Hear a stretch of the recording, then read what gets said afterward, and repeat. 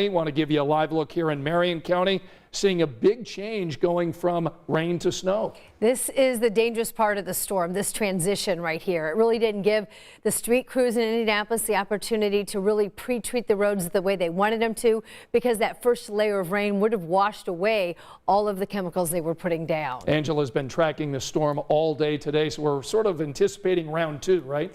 That's right, Scott and Anne Marie. We're dealing with round one right now. Round two is developing out to our west, and actually that's where I'm going to start this evening.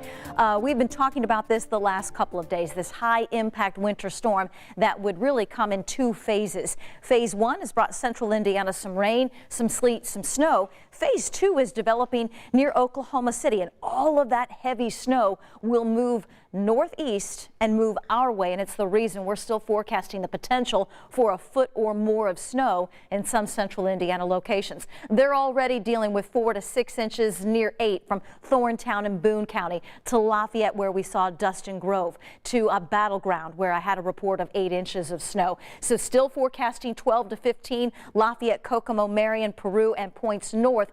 Just south of there, those of you in Greencastle, Noblesville, north side of Indianapolis, over toward Muncie and Anderson, 9 to 12. Just south of there, Martinsville, Shelbyville, Rushville, 6 to 9, cut down a little bit because of the potential for some additional sleet. That cuts down on the snowfall totals. And then south of there, where we're forecasting even more sleet, it'll be 3 to 6 plus that sleet. Bloomington, Columbus, and Greensburg. A still developing storm system that we're going to track hour by hour for you until it leaves us completely.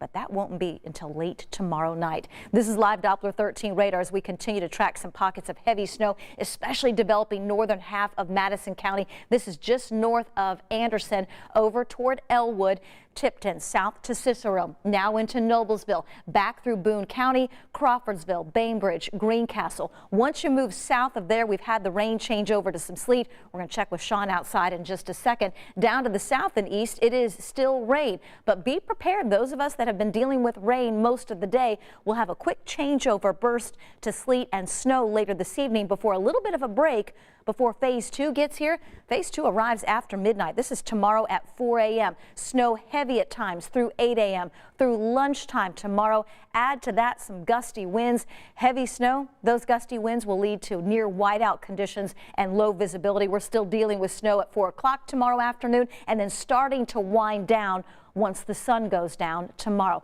Very active weather system that will continue to track again hour by hour for you. Heavy snow and wind tomorrow with phase two, high 23. Cold, blowing, and drifting snow still possible on Friday, 21. As we clear out, a bitter cold start. We go sub-zero on Saturday morning, 4 below. We'll end the weekend with some sunshine on Sunday and a high of 32. We've been checking in with Sean for the last hour and a half and seeing that transition from rain to sleet. What are you dealing with now? Combo of both here, Angela. Yeah, and right now the race is on. The race is on with the road crews to get as much salt down as they can. We're sitting at about 31 degrees, and I've had a lot of folks up in Hamilton County that had the transition to rain. They had a period of sleet, and they've gone over to snow, and it's covering up that ice glaze. We're starting to get that on the car here. Right now, the pavement temperature, at least where we're standing, is not cold enough to make it ice up just yet. As the numbers continue to slide down here this evening, that will happen. And that's why the crews are doing the best they can to get this salt laid down before we start to see the 20s getting here, probably before midnight. So let's kind of show you the timetable. We know Lafayette has been snow all day long as expected, and that will be the case. The snow rates in Lafayette will ease. Now in the metro area now, we're seeing that burst, and it will continue to slide toward the east and southeast. We are going to have a lull in the precipitation here heading toward midnight. And then let's set the stage for the teeth of the storm for most of us, not necessarily northwestern Indiana, because it's going to be more focused toward I-70 and toward the metro area tomorrow. That is when we're going to pick up the bulk of our snowfall, and it looks like it's going to be a doozy, and we could have near whiteout conditions tomorrow and some pretty impressive snow numbers. So get ready, worst is yet to come.